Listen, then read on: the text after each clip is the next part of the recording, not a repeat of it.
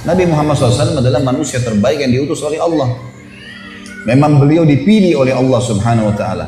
Nabi Muhammad SAW adalah orang yang terkemuka di kaumnya, jalur nasabnya terkenal suci, akhlaknya suci, dan satu kota Mekah meyakini kalau Nabi Muhammad SAW adalah orang yang terpercaya. Waktu beliau sedang naik teman-teman sekalian di atas bukit namanya Abi Kubais. Waktu Allah suruh perintahkan, hai Muhammad sampaikan agama ini kepada keluargamu, ke orang Mekah.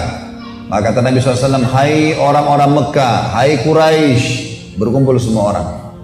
Kata Nabi SAW, kalau seandainya saya mengatakan di luar pintu gerbang Mekah sekarang ada pasukan musuh yang akan menyerang kalian, apakah kalian percaya? Kata orang Quraisy semuanya satu Mekah bilang, iya, karena kami belum pernah mendengar kau bohong satu kali pun dalam hidupmu. Gak pernah dusta satu kali pun. Kata Nabi SAW, ketahuilah saya utusan Allah, di antara dua tangan saya ada siksaan. Maksudnya yang patuh masuk surga, yang durhaka masuk neraka.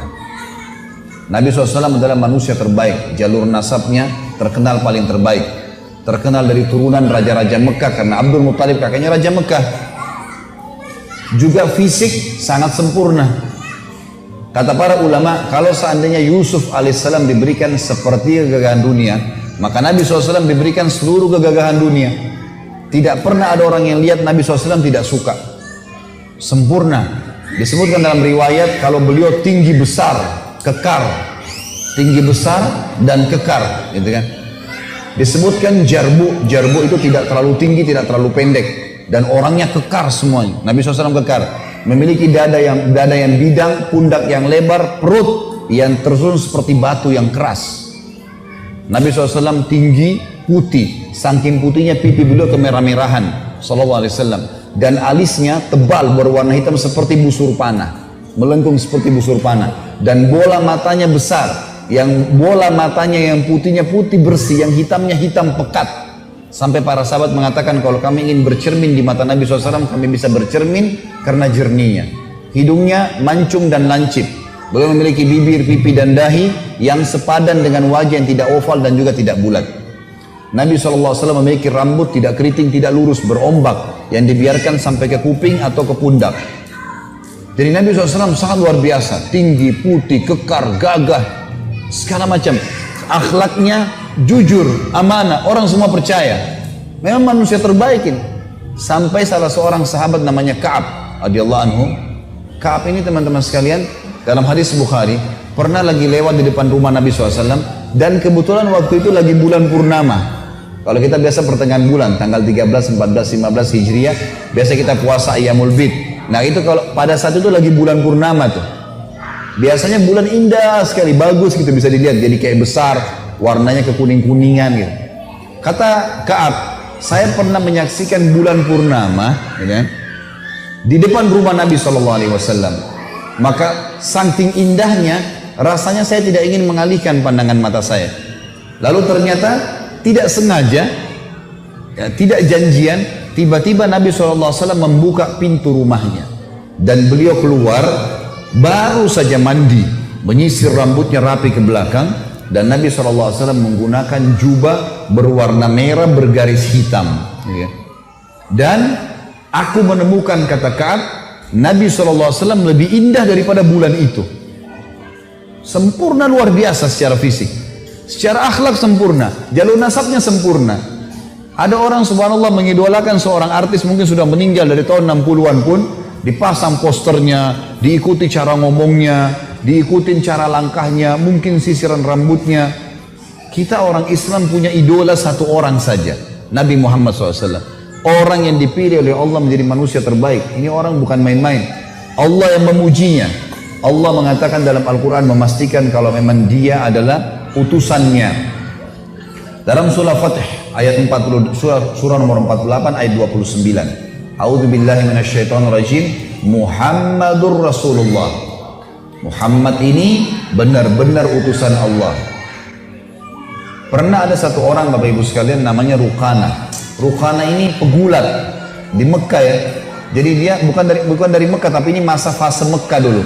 Ada satu orang di Jazirah Arab namanya Rukana, orangnya kekar, tinggi besar. Dia profesinya selalu gulat. Jadi dia datang ke satu suku yang ditantang sama dia. Siapa yang mau gulat sama saya? Kalau kalah, saya siap menjadi pembantunya selama setahun, gitu-gitulah. Kalau saya menang, kalau dia menang, dia ambil istrinya orang, ngambil hartanya, ngambil anaknya. Itu yang selalu dikerjakan oleh Rukana. Dan tidak pernah kalah gulat, karena orangnya tinggi besar, kekar. Waktu dia dengar Nabi SAW, orang Quraisy lagi punya masalah dengan Nabi di Mekah, dia datangi orang Quraisy, dia bilang, "Hai Quraisy, mau nggak saya permalukan Muhammad buat kalian?" Kata orang Quraisy, "Bagus, buat. Apa yang kalian mau balas? Apa saja kau minta kami kasih. Permalukan dulu Muhammad." Nabi SAW lagi tawaf. Ini si Rukana naik di atas batu tinggi lalu teriak, "Hai Muhammad." Nabi SAW balik, "Kau mau saya beriman? Ikut kamu?" Kata Nabi SAW, "Tentu saja." Kata Rukana, "Saya punya syarat." Kata Nabi SAW, "Apa syaratmu?" "Kalau kau bisa kalahkan saya bergulat, maka saya akan jadi pengikutmu." Rukana pikirin Nabi nggak bakal iyakan, karena orang semua takut sama dia, gitu ya. Nggak pernah kalah bergulat, memang orangnya besar, tinggi besar, mengalahkan postur tubuh Nabi yang tinggi. Dia kaget, waktu Nabi bilang, mengatakan, "Baiklah, bergulat dengan Nabi SAW." Dan perlu Bapak Ibu tahu ya, semua Nabi-Nabi dan Rasul diberikan kekuatan 10 orang laki-laki. Semua Nabi-Nabi dan Rasul, semuanya. Jadi mereka memang untuk membela agama Allah dikasih kekuatan 10 orang laki-laki. Nabi SAW gulat sama Rukana, beberapa gelakan, gulat ini agak sulit ya. Bukan dengan berantem umumnya, emang dia harus menekuk sampai musuhnya nggak kuat lagi. Bukan melukai, bukan memukul wajah, bukan segala. Ditekuk oleh Nabi, nggak bisa bergerak Rukana. Nggak percaya dia. Saya mau tantang lagi, 2 kali, 3 kali, sampai 10 kali Nabi kalahin dia. Dan tidak bisa dalam gulat itu susah, dalam 1 kali gulat itu kemudian 10 kali ditekuk musuhnya itu luar biasa. Kalah nih Rukana, nggak bisa bergerak. Terakhir Nabi SAW tekuk, nggak bisa bergerak. Lalu yang terjadi Bapak Ibu sekalian, Rukana bilang, "Saya mengaku kalah, tapi saya tidak mau beriman kecuali pohon ini bicara." Ada pohon kurma di situ. Semua satu Mekah orang saksikan itu, pohonnya bilang, "Asyhadu an la ilaha illallah wa anna Muhammad Rasulullah." Ini mujizat Nabi. Pohon ngucapin syahadat. Ini kalau teman-teman ikuti ceramah saya di YouTube ada itu tentang mujizat Nabi Muhammad SAW. Banyak sekali. Di antaranya ini, pohon aja memberikan syahadat, kesaksian. Pernah Nabi SAW lewat di satu tempat, ada unta lagi ngamuk. Unta ini kalau ngamuk teman-teman di suku Najjar di Madinah. Ini kalau ngamuk bisa gigit, bisa nendang, mirip kuda. Apalagi kalau unta jantan, biasanya nggak sembarangan orang bisa taklukkan gitu. Maka Nabi SAW masuk bersama Jabir, sahabat Nabi yang lain radhiyallahu anhum ajmain. Pas masuk kata Jabir, "Ya Rasulullah, hati-hati, di depan anda ini ada unta jantan yang sedang ngamuk." Maka Nabi SAW pun pada saat itu mendekati unta itu dari atas unta beliau. Unta ini lagi ngamuk nih, nyerang-nyerang orang. Kata Nabi SAW, "Ta'al," dipanggil, "kesini kamu." Unta itu, tiba-tiba unta itu orang semua saksikan, waktu lihat Nabi diam. Kemudian mulutnya diturunkan ke tanah, lalu diseret sama dia sampai di hadapan Nabi. Unta ini diseret sampai di mulutnya sampai di depan Nabi sebagai bentuk kehinaan. Lalu unta itu kata Nabi, "Angkat kepalamu." Diangkat kepalanya. Lalu Nabi bilang, "Mana tali kekangannya?" Diambil tali kekangan, diikatlah. Lalu kata Nabi SAW, "Demi zat Allah yang ubun-ubunku dalam genggamannya, tidak ada sesuatu pun di langit dan di bumi melainkan tahu kalau aku utusan Allah. Mau batu, mau air, mau udara, mau hewan-hewan, tahu semua. Tidak ada sesuatu pun, bisa benda mati, bisa benda hidup dalam mata manusia, di langit dan di bumi, kecuali tahu aku adalah utusan Allah, kecuali pembangkang dari jin dan manusia. Yang lain semua ini beriman sama Allah, gak ada yang tidak tahu itu adalah Rasulullah, gitu kan.